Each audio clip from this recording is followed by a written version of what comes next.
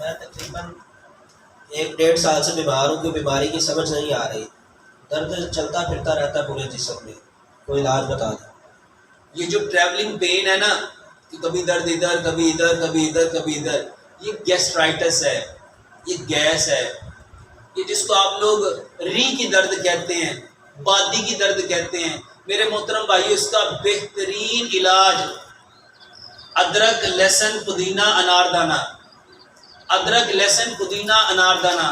میرے محترم بھائیو، جتنے پین کلرز ہوتے ہیں نا، یہ آپ کے خون کو پتلا کرتے ہیں، یہ آپ کے خون کو پتلا کرتے ہیں، اور یہ چاروں چیزیں خون کو پتلا کرتی ہیں۔